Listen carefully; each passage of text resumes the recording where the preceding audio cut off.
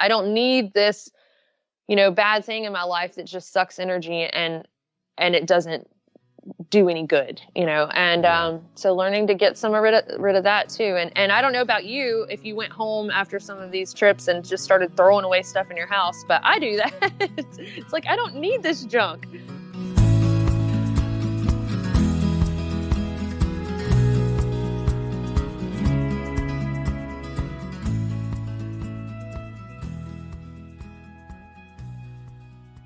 Howdy, folks. This is the Adventure Sports Podcast. I'm your host, Mason Gravely.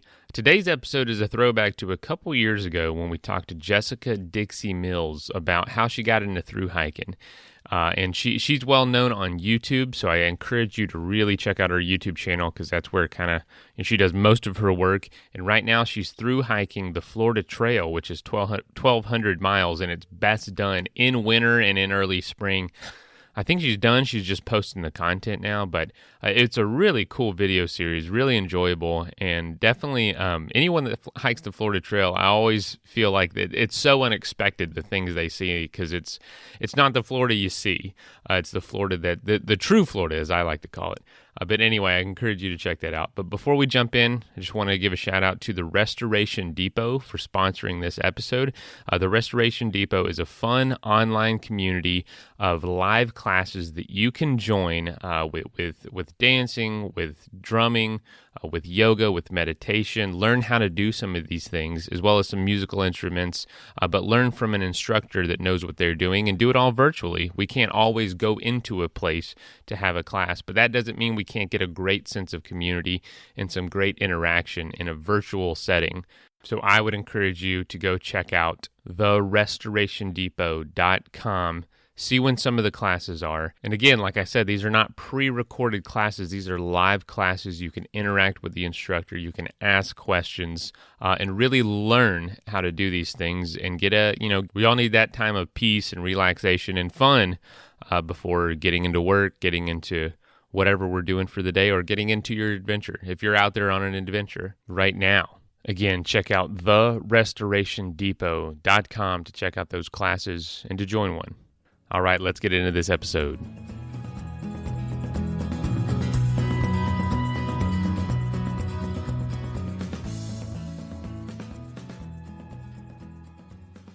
There's so many things I want to talk about because your videos are so. I just watched the post trail depression, and holy cow, that is. I mean, it's. I've talked almost everyone we ever have on this show experiences that. Because they do the most incredible things, then have to go back home. And a lot of times that place is not exciting.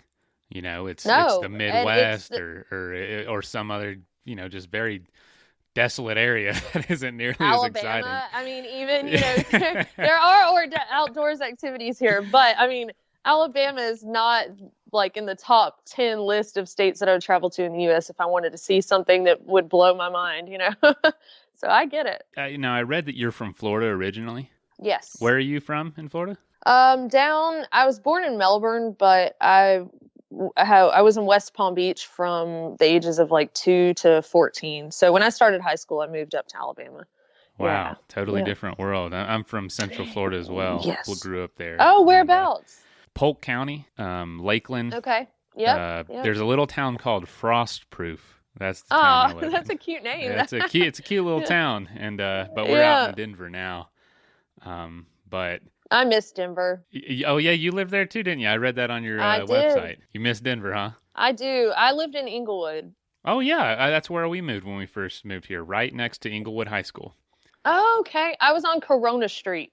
Yeah, exactly where that is. Yep. So what got you? World. Yeah, that's crazy. So what took you back to Alabama from Denver, which seems to be more kind of in your interests?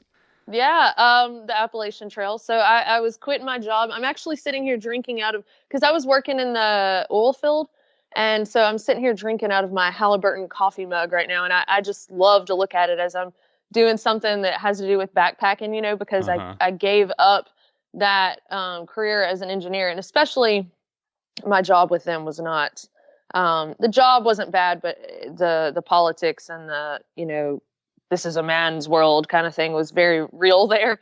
And I'm used to working with men and hanging out with guys because I was an engineer, but anyway, so I quit my job with them to say, you know what, I'm going to take a little walk in the woods and kind of reboot. And so I moved back to Alabama because I have a little old mill house here that was my grandparents. So it's nothing fancy by any means, but the taxes are about $100 a year. So it works out. And so this is my cheapest storage unit I've ever had. And so I just kind of came back here and then decided to go start my thru hike on the AT. Wow. And that now, does living there, or at least having home base there, allow you kind of the freedom to go and do more trips more often? Yes, absolutely. Absolutely. And I mean, important. the house is, like I said, not fancy. I don't even have showers. It's bathtubs. I have two bathtubs in there, but I have a little spigot thing that I hook up to the faucet so I don't have to put my hair in my butt water. But so it's not like, a really nice place. I live below my means. I drive the same truck that I had right out of high school. I got it in 2004. So, I mean, I don't have house payment or truck payment, but bless their hearts, they're not necessarily pretty to look at. So, God bless their hearts. You sound like my mother. I know what that means. No, it's just, well, I started seeing your videos just popping up on my YouTube recommendations and thought, man, we got to get her on here to talk about some stuff. She's just, I don't know. I think the accent really breaks down barriers for people. Because people claim I have a little bit of a Southern accent, and just a little, but nothing like yours. It's there. There's a hint. The hint is there. Yeah, I got a hint. I don't have a hint. I have a hint. Yeah. I'm just messing with you. But, wow, so let's see. What was our topics? I'm so sorry that we're kind of all over the place. Oh, no, that's okay. We're very laid back podcast, but it works for us. Yeah. So yeah, you cover all kinds of videos on your YouTube page, but you seem to be someone that's really how-to oriented and basically makes it seem very approachable. And you do a lot of series on gear. And in all honesty, we don't talk about gear on the show a lot, just because I've always done trips on really, really cheap used gear, and I always feel like gear, I don't know, kind of prevents people from being able to do the trip because there's this pressure Absolutely. to have the best of the best or don't do it at all. Yes, right. But I was out there, and you learn. Yep. And so love to hear your take on what gear people ditch first and what gear is really, really is crucial and what isn't.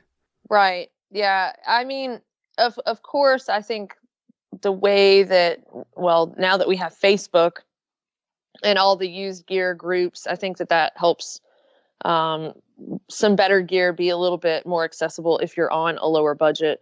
So that is a good thing. But absolutely starting out with some of that heavier stuff from Walmart or Academy Sports and Outdoors, just to get out there and then realize, what do I actually want in a tent? And then once you save up, you can, invest the money into a lighter piece of gear. But yeah, some of the stuff I wanted to talk about is just, I think that when people go on their first backpacking trip, sometimes they think that it's almost like they're going into a survivalist situation. Like, I'm going to go into the woods and I'm going to camp out and have this like bug out location and I have to survive, which Right. that's not really what it is. I mean, it can be if you want to practice those types of things.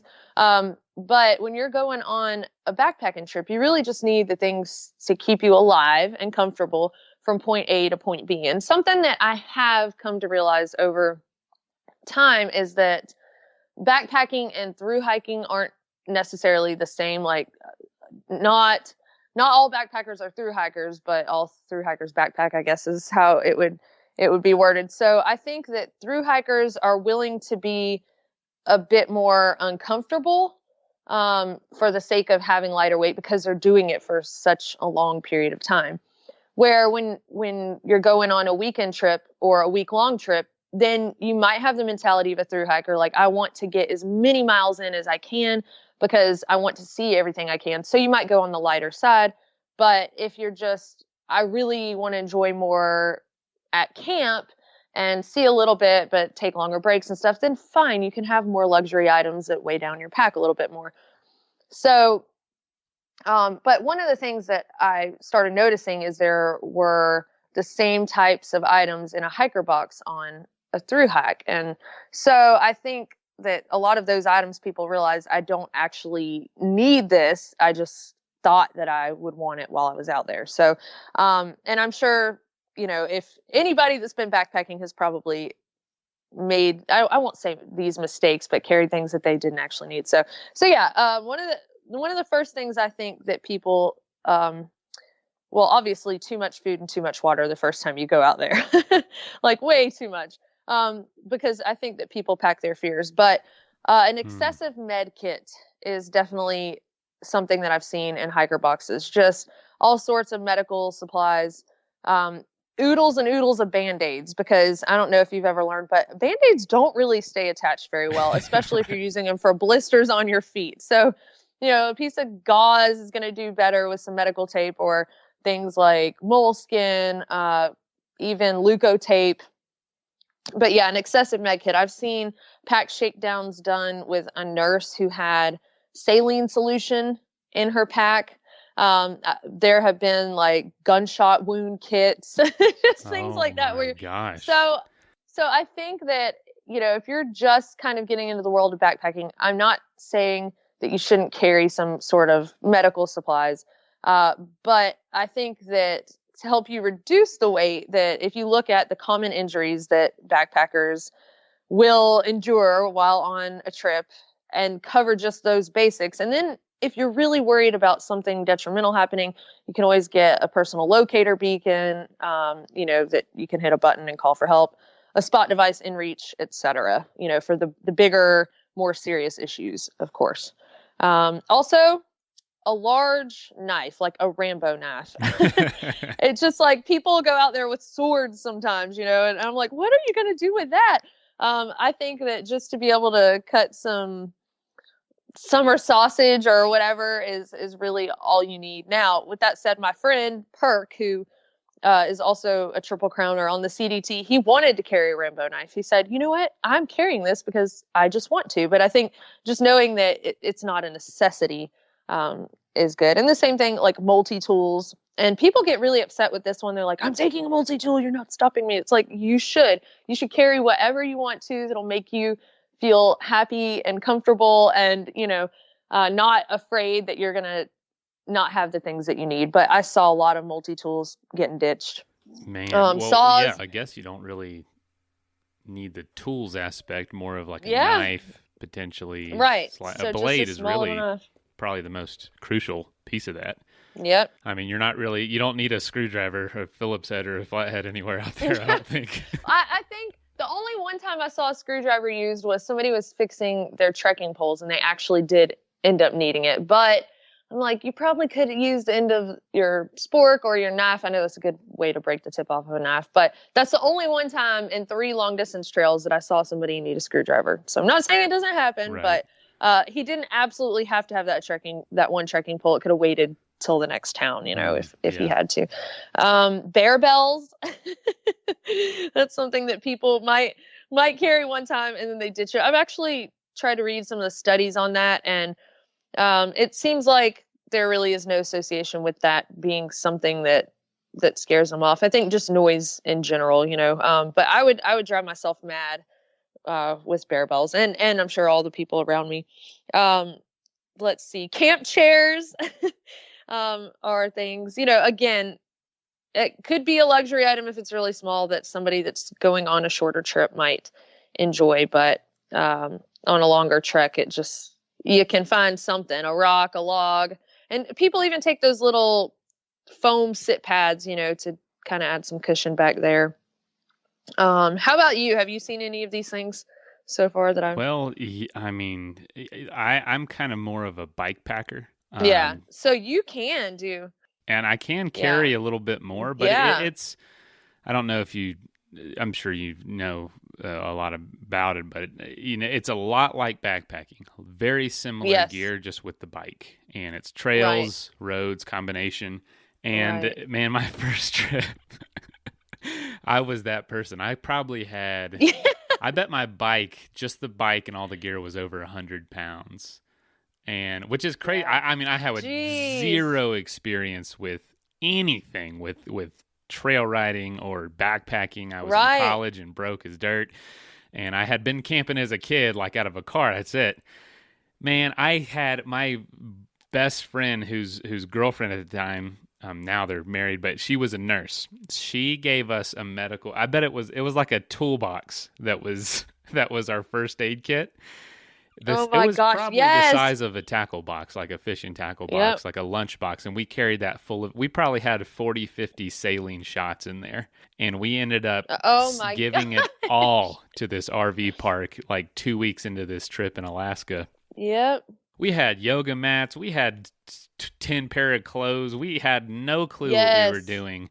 And we ended up giving it all away for $20 at an RV park. Not giving, I guess. Yep. We sold it technically, but Sold it. Yeah. it Yeah. was so funny to see what you needed and didn't. Now I think the bike, I can carry like 10 pounds worth of stuff and I'm fine for, the only thing I do carry a lot of is food because we used to run out all the time. So I'm kind of traumatized by being, starving out there on the Alaskan highway. But yeah, it's so funny what you think you need before you leave. And Yeah. people bought me bear bells, all kinds of stuff like that. So everything you've said, I've definitely been a victim of at some point. But Yep. A victim got out of, there. that's great. Yeah. Exactly. And that's the thing is, and so I'm not making fun, if somebody was planning on going on their first backpacking trip tomorrow and was like, "Oh no, I have some of that stuff." You have to figure out what you want to cull out, what's worth it to you, what you're comfortable with, doing without. And one of the things on my list that I would see a lot in hiker boxes would be plates, bowls, cups, like cookware, and you think that you need like this big mess kit, but really you can get by with just one little pot that boils your water. It can also act as a cup for coffee. But I like to carry a collapsible mug. So I carry a designated cook pot and a separate mug because I like to be able to eat whatever's in my pot and drink tea or coffee at the same time. So you learn what you don't want to live without. Camp pillows are like inflatable pillows for camp. That's something else that some people will swear by those. They can't get a good night's sleep without them. But a lot of people decide that that's too many ounces for something that's really not serving a purpose when they could just put their clothes in their clothes bag and use that as a pillow. So it's really reducing your pack weight. I think whether you're bikepacking, backpacking, whatever, is trying to find dual purposes for all of your gear items, or at least most of them. What's a good example of something that you have for a purpose that might not be obvious to someone who's never done this? That might put you on the spot. Sorry. That's a good question. No, you're fine. I'll try to think of something too. Yeah. Well, like I was talking about your clothes bag. I mean, people are like, "Oh, that's a bag that my clothes go in," but it could also be a pillow. But I know that there are some things that yeah, that I actually do that. I carry a hydration pack when bike packing because I don't need to carry a backpack, but it holds 3 liters of water and it's kind of bent, kind of like angled around my back. So at night I will stuff some clothes in that and that's my pillow. Nice. Rather than having a separate pillow. And there's also water right there if I need it with the straw, but I have slept on it and let all the water out in my sleeping bag all night. But oh no. Yeah. Yeah. Well, some people will carry Nalgene's.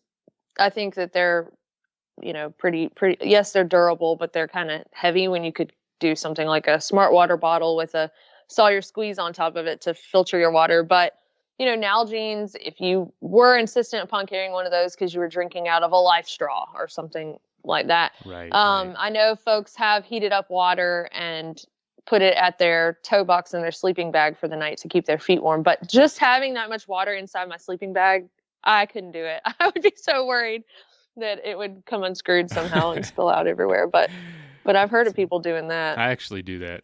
I boil water and put it in an Nalgene and then put it at my feet. I get really cold so it helps. I do too. So you've never had any issues with it leaking or not going a undone or anything like Nalgene. that? I have Yeah. done it with like a normal water bottle, and that would leak. Oh But the no, Nalgene has yeah. always been pretty good. I have a short sleeping pad that it goes from my head to my knees, and I put my pack under my legs. But so I guess my Interesting. pack Now, why do is you do part of that? my sleeping pad. Because since the sleeping pad being shorter saved 4 ounces, and I still want some kind of cushion up under my legs because from my knees to my feet there is nothing, and it helps keep it warmer too. That way it's not just resting on the ground. Yeah. So that's something else. My mom's going backpacking with me this summer, and I asked her, do you want the shorter sleeping pad or do you want the full length? And she said, I don't want to do that. I want the full length. And, when I first started, I wanted the full length too, but I found a way to shave off 4 ounces and so I could carry something else that I wanted, or, it's all just kind of this game of how comfortable can you be while still, like, as far as at camp at night, and just general comfort versus how comfortable are you with the weight in your pack while you're hiking during the day. And I think that for everybody, if you were to graph it, there would be some certain point that the two lines intersect, that's your, that's where you have to be at, but it's different for everybody. Is there a particular piece of gear that you just love, gravitate towards, is like, oh, it's just so useful, light, and just convenient? I mean, not really. I guess everything that I have, I pretty much love because I don't carry a whole lot of extra stuff. I would say maybe something that I carry that I really don't want to be without, but it's definitely not a necessity, is baby powder. Because I like to use it in my hair because I don't like my hair being all greasy. Maybe I'm a girly girl for that, but I just like to be able to, and I don't know, it smells better, and I could also put it on my body to smell better. And in a pinch, it'll help with chafing. Also, it helps to keep, your feet dried out, and your shoes not smelling so rotten. So that's kind of the thing that I will usually always carry while I'm backpacking that I think has, several purposes and is worth a little bit of extra weight for me. As far as gear, I think the only thing that I could really just cull and still get by with would be my Sea to Summit cup, the little collapsible cup, because I don't need that, but I just want it. Yeah. Because it's got the little measured marks in there. So if you're fixing a pasta size, you don't have to guess what is a cup and a half. But anyway, what were you saying? Oh no, that's I was going to ask you what is your backpacking kit look like now? I'm sure. I mean, there ain't a whole lot to it, I'm sure. No, I have, a pretty lightweight pack. I mean, I'm certainly not an ultralighter, mainly because I freeze. I'm cold natured. So I know a lot of folks won't sleep or don't have sleeping clothes at night, or they'll sleep in what they hike in. And I can't. I have to have something warm to sleep in at night. And I don't do without rain pants. I have to have rain pants because some nights I end up sleeping in my base layers, in my puffy, and in my rain clothes because I just get cold. And that's in a 10-degree bag. So maybe if I got a warmer bag, it would be better. I might not would need all that, but then you're offsetting with the weight of the bag. And then also I carry different camera equipment. I have these little moment lenses that attach to my iPhone, and they have a certain case. Moment has a case that allows those lenses to attach. So I like taking pictures. I like capturing things. I also have a little Sony RX100 camera that I carried on the last hike, and so I guess I'm willing to add some extra electronics for capturing the experience of the trail. So that's why I'm trying to offset all of this gear that I have to live, Right, so, right. Shaving 4 ounces off the sleeping pad and going with a lightweight sleeping bag and And I don't know. Like I said, the baby powder, I do like to carry some toiletries. I don't carry deodorant though. That I think is another thing that people tend to ditch pretty quickly. Do you carry it with you backpacking?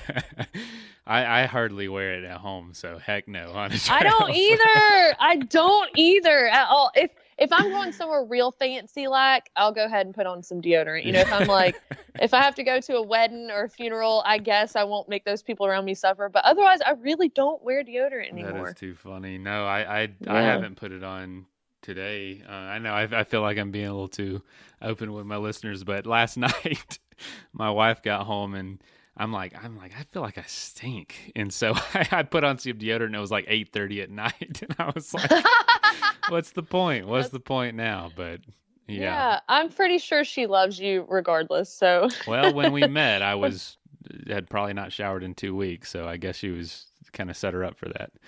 She knew what she was getting herself into. And nothing's changed. So that's funny. So yeah. So anything else that you think is like really pushed or kind of a misconception when it comes to when you finally get out there and go for it? I mean, that's pretty much everything that I have seen.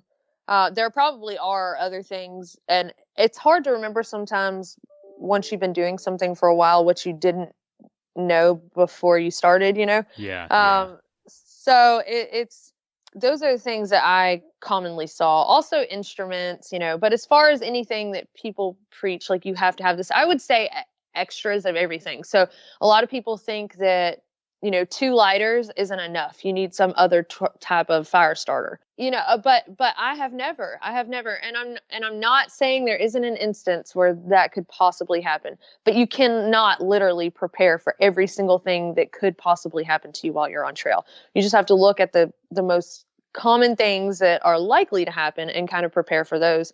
But even extra water treatment, my pot and my stove. Oh, that's another thing. I can't not have hot meals. So that's another reason I could never get my base weight below 10 pounds, I don't think. But you don't need 2 water filters, especially if you're cooking. If you have a pot and a stove, then you can always boil water if you have to, So again, just trying to figure out the dual purpose of the items that you already have. So you don't need 10 fire starters, 3 Rambo knives, again, the excessive med kit, just an extra flashlight. If you have a headlamp and an extra set of batteries, if you're going to be out for a little while, if you have a cell phone, it also has a flashlight on there, So, I mean, when you're in a pinch, you can figure out how to do things. If you had to just go to bed before it was completely dark outside, then that's what you do, I mean, so I don't know. I think that certainly for folks just starting out, it's good to make sure you have, the 10 essentials of hiking or backpacking. But I think that you can improvise on some of that stuff once you get more experience and you feel comfortable doing so. I agree. I absolutely agree. And I think you'd agree too. It's one of the beauties about being out there that I've found is the ability to have a chance to improvise. Like when something breaks, like I remember my headlight broke on my bike, and then my cyclocomputer went out, and we had to follow these very detailed turns through these trails, and it took a lot of ingenuity for my partner and I to figure out where to go. And when we literally strapped a cell phone to the front of the bike with the light on, I remember, and it was just absolutely bonkers. We looked ridiculous, but it was just an incredible chance to prove your resourcefulness, if that makes sense. Right. Which was more absolutely enjoyable looking back than if everything would have gone right. Exactly. I always say that the worst days make the best stories. It's like they do. I mean, because, and even people don't want to hear the good stuff necessarily. I was talking to a girl that I was hiking the CDT with, and she said, I'll write a blog post and I'll say, oh, it's a wonderful day and we got trail magic and the sun was shining and the birds were chirping and nobody cares. But I write a blog post about how I thought I was going to die from hypothermia in a rainstorm and it was sleeting and hailing. And then, I tripped and fell and I thought I broke my leg. And then I crawled into my tent and, hated life. And they're like, yes, tell me more about how you almost died. It's just, I don't know. It's just so funny. We love drama. But that's the way it is. Yeah, we do. And I I guess we say really this on the do. show a lot. Most of the stories we have people on the stories, most of them are tragic stories in the sense of pain and friction. Not Yeah. tragedy at the end, but uh, great pain leads to great art, and people want to Yeah. see great art and hear about great art. And um, for you to be able to providing these how-to videos and kind of comments on how to get out there and make their own stories, it's an incredibly valuable service. Thank you. Yeah, I just want everyone to get out there and ruin their lives like I did. It's the best thing ever. And I mean, it is because it makes you feel alive when you're out there and something hurts or you're cold or you're hungry. And maybe it's kind of a sick way of doing it, but it really makes you appreciate the modern comforts of the society we live in today once you get home. I mean, I think that we take so much for granted until you have to walk for a few days in the rain, because now I don't want an umbrella. I don't need an umbrella because all I'm doing is walking from my truck into a store and back out. If it's raining a little bit, I'm okay. I'm not going to die in that little bit of rain. I think to myself now when I get rained on, I don't have to sleep in this tonight. How wonderful is that? I don't have to be walking in this except to go in the store right now. That's so great. And when I go to the bathroom, I appreciate the flushing toilet and the running water that I don't have to filter. And so I think kind of putting yourself out there back to where we actually came from as humans really makes you appreciate how far we've come. Oh, absolutely. And I sit around and get frustrated in life trying to, things are stressful, but none of my stresses are survival based, or they're really luxury Yes. based, I guess. Everything that I kind of stay up about at night, you know? It's like, how Yeah. far along can I get, compared to my peers? And it's, you don't really realize it's happening until you get out there and do something like this, and it kind of recenters you, and you realize I don't need to pursue any of that. Exactly. It's being outside in nature teaches you really what's important. I feel like it teaches you to reprioritize and to not spend so much time and energy on things that you can't actually control or influence, and to Mm. actually channel your energy toward things that you can control and you can influence. And, I've talked about before, I get mad when it's been raining for several days, or I'm trying to set up my tent and, the tent's whipping in the wind, or, I don't know, things like that happen that I can't control the weather. I can be mad at it and I can yell at it and it's not going to change anything. And I feel like all the time that's what people are doing on Facebook. Oh, I'm going to write a status and yell about something, but are you actually changing anything? Or, is it like an echo chamber? You're just telling all your friends and they're like, yeah, and you just spend all this time upset about it. It could be, an election, like politics, just anything. Unless you can actually have some influence or change it, then is it worth putting all of that energy into? And, Yeah, and that um, frustration. Wow, that's good. yeah, I feel the same way yeah. being from the South. I feel the same way about sports a lot of times. It can give you. Yes. There's nothing wrong with getting into a game, like really getting into a game. But I know people that it'll ruin their week. Their children are scared of them if their college football team doesn't win. It's like that's how Yes. upset they get, and it's kind of the same thing. Like, what is this? What is this doing to you and your family, and how much control No, do you really have over it? absolutely. Well, it's funny that you also have that experience because my little sister will not watch football with my dad in the room, period. She just is not going to do it because he gets so heated about it. And I know for myself, I went to the Auburn game when we played Oregon for the national championship. Hmm. And I was sick. I couldn't even eat my nachos. I had to throw them away because I was so nervous about the game. And it can be fun, like you said, Yeah, and and something that's that's fun. fun to be involved Hmm. in. But when your day changes because they lost, like when your mood physically change, when you are different because of something that you had literally no control over, unless you're like a billionaire and you could have, bought a better coaching staff or something, then, I mean, it's silly. And when you really step away from it, you realize how silly that is. And after backpacking for a year and a half, living out there in the wilderness, I don't really care about football as much anymore. I still love the Auburn Tigers. Mm-hmm. I'll still watch the games, but if they lose, it's crazy. I'm like, and turn off the TV. Oh, well, they're going to play again tomorrow or next week, and they'll play again next year and the year after and the year after. And after I'm dead, they'll still be playing. So it's not something that affects the temperature of my pool at all. Yeah, really. That's good.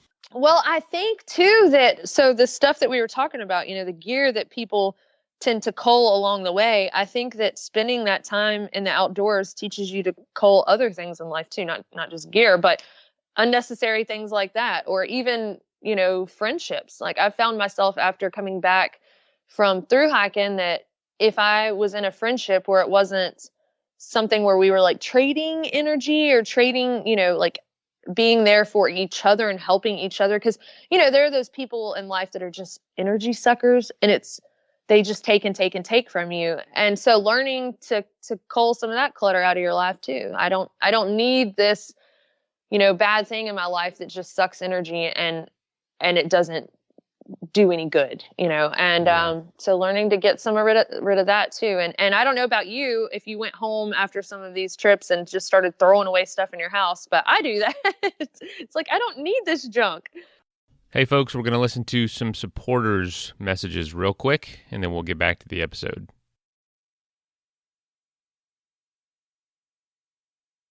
All right, that is plenty of that. Let's get back into it. Yeah, I'd say it's crazy how the longer I'm away from a trip, the more it wears off that need, and then it hits me like, what the heck has happened? I don't need all this stuff. Yeah. And then immediately after a trip, you do really unclutter your life, and there's nothing more, I don't know, disheartening than when you get back home and the people around you just.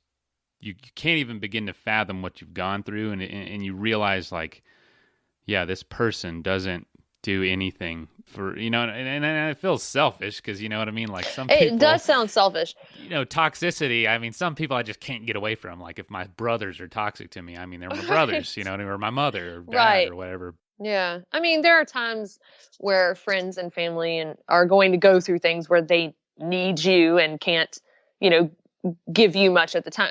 I don't mean it in if you're not getting, if this person's not giving you anything, get rid of them. Not that, but just trading that give and take and that energy between two people is important, because otherwise you're just maintaining a relationship that you're literally pouring yourself into and you're not getting anything back. And that's just exhausting after a while. And I think it's okay to be selfish in that way, to go, this is not any benefit in my life. Just like this piece of gear in my pack is no benefit to my hike. Like, it's got to go. This furniture at my house is not doing anything but collecting dust and being burdensome. It's got to go. And so I think a lot of the lessons that you learn on trail relate back to, normal day life. So. And if you don't mind, if you have the time, I'd love to hear a little bit of what was the idea to take this and turn it into a YouTube channel that has gained a really big following, and how is that? Did that surprise you, or is this the goal that you had with it? No, I did not think this would happen at all. If you had asked me when I started the Appalachian Trail, or if you had told me that backpacking in general would kind of become my career, if you will, or my thing that I do, I would have laughed. I would have been like, what? Wow. But I mean, because right now I've been on 3 backpacking trips, the AT, the PCT, and the CDT. So those are the only ones I've been on. But I just, the way it all started, I was heading out to do the Appalachian Trail, and I think it was probably just a few days to a week before I was leaving. And a friend of mine that I went to school with at Auburn, she said, have you thought about vlogging? And I told her, well, I have a blog. And she said, no, vlogging. And I said, well, what is that? And she said, well, it's, basically like a blog, but you're going to put out videos. And I told her, no, I hadn't thought of that, because I didn't even really know that was a thing. And so she wanted to work on her editing skills. She had never really edited, and she was just like taking video of her dog just to learn to edit, So she said, your backpacking experience would be much more interesting for me to edit. So why don't you just start taking some videos when you get out there and send them back to me? And so I told her I would. And I mean, immediately the first day when I was at Amicalola Falls and I started, and I had left my parents at the little archway there. And I mean, I was crying my eyes out. Like I just thought, what in the world am I getting myself into?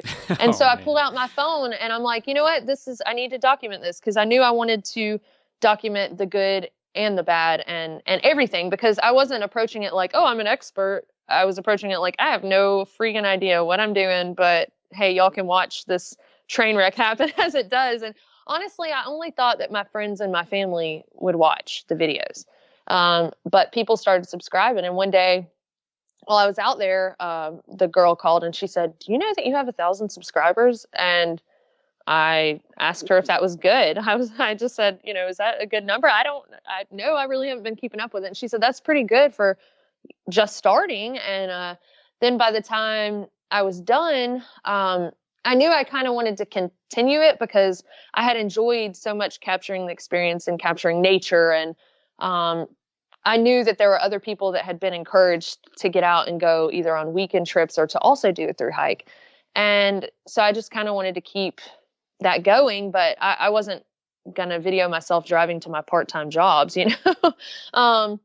But then people started asking questions, you know, what pack did you wear? Or what sleeping bag did you use? And so I just started kind of doing topics to hopefully help people who were also wanting to get out there. And I mean, at this time, the channel was not making any money, maybe $40 a month or something like that. Right. So it was really just because I wanted to share that with people. I was answering all these emails, so I thought, well, why not put it out there and share it all at one time? That way I can answer a lot of people at one time. And so I just kept doing that. And then, I mean, if you had asked me when I was on Mount Katahdin at the end of the Appalachian Trail, are you aiming to hike another long distance trail? I would have said, no, absolutely not. I'm beat. This was great and fun, but I'm done. But about 2 months later, I knew that I had to get back out there. Just 2 months. 2 months.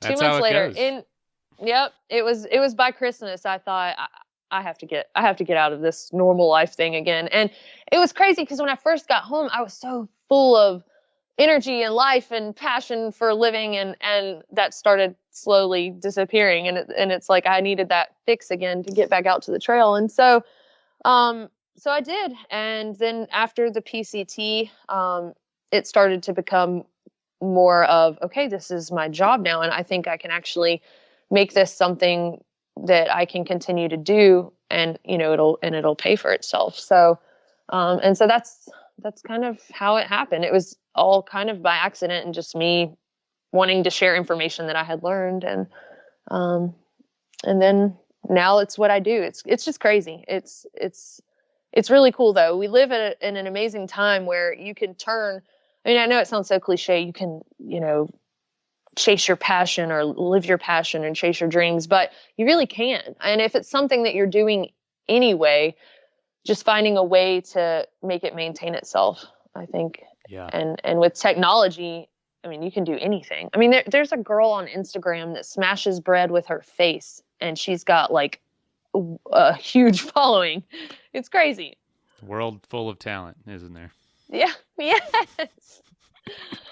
No, but really, you do provide a much more functional and useful and inspiring skill set than that. But yeah, that's it's incredible that you didn't set out to do this, and here it is growing like crazy, and that's really exciting. And so, what does the future hold for Homemade Wanderlust? So I am this summer, as we were talking about before, going out to fill in the fire closures from the PCT. And then after that, I think I'm going to feel pretty good about what I've hiked in the US as far as like real long trails. I might do something like the Florida Trail or maybe the Long Trail at some point. But definitely, I really would like to do the Florida Trail because it's going to be so different. And I mean, who doesn't want to see like alligators and water moccasins, you know?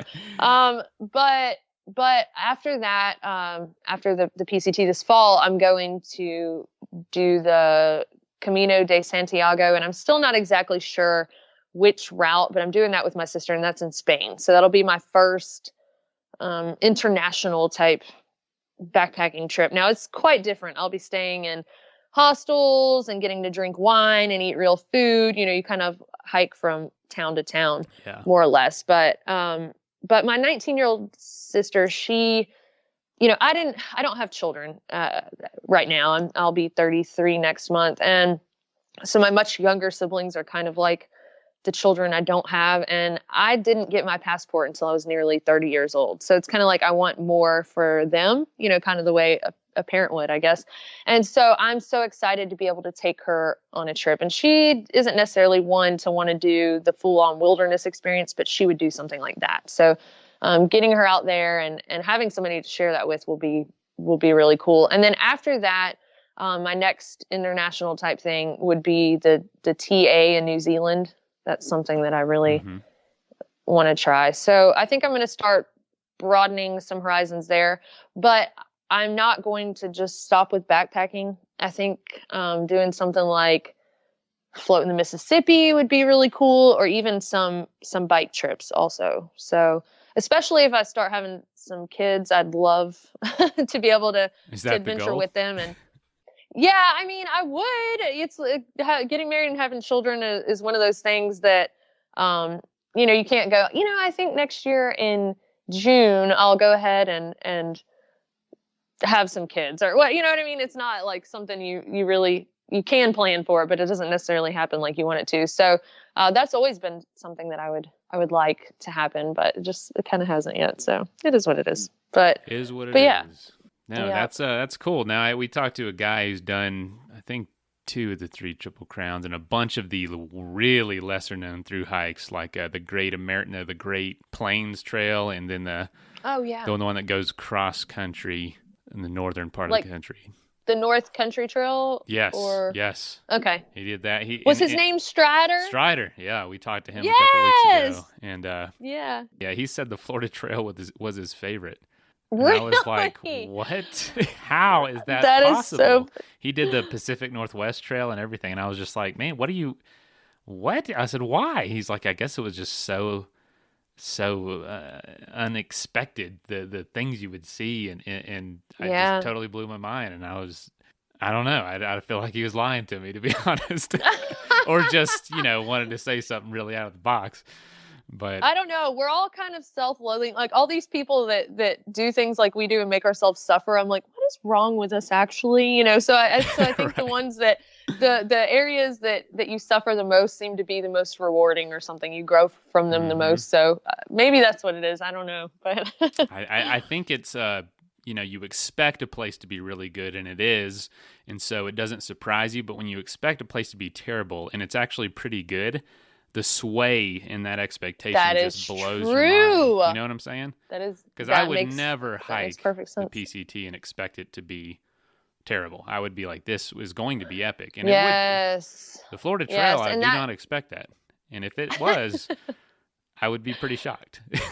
Right. No, that definitely makes sense. That makes a lot of sense. The PCT, I expected it to be absolutely wonderful. I knew it wouldn't be like my experience on the Appalachian Trail because there were so many firsts out there, and just the whole thing was new in general. The first hitchhiking, first trail magic, etc. But the PCT, man, it put a whooping on us in 2017. Just all of the snow, high snowpack, and then it's going to be the same this year, it seems like.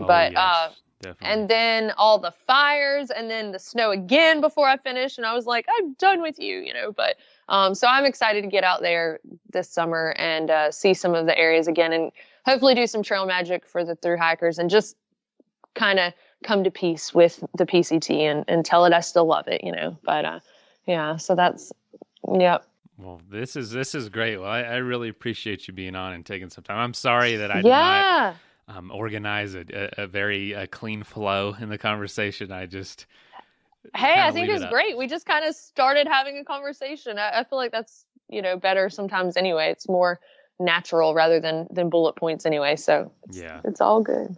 Well, Jessica, thank you so much for joining us, and I'll let you know when this comes out. Thank you. I appreciate it. All right. Yes, ma'am. See ya. All right. Bye. First of all, thank you so much for listening. It means the world to us that you choose to listen to this show. If you'd like to help us further, you can leave a review on iTunes, share us with your friends, your family. It goes a long way to growing the show. You can also support us financially through patreon.com/adventuresportspodcast. Link is in the show notes. And also, if you have an idea of who could be a good guest for the show, we're always looking for people to tell their story about the outdoors or adventure. So if you know someone, please reach out. Email us at info@adventuresportspodcast.com. And until then, get out there and have some fun.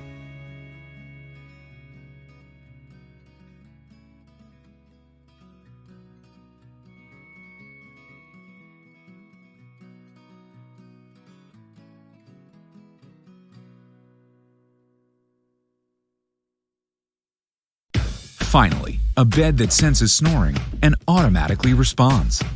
Meet the Ergo Smart Base from Tempur-Pedic, our first system that detects snoring, then automatically adjusts by raising the bed. And now during the Tempur-Pedic Summer of Sleep, all Tempur-Pedic mattresses are on sale, with savings up to $500 on adjustable sets. Get your best sleep, all night, every night. Learn more at Tempurpedic.com.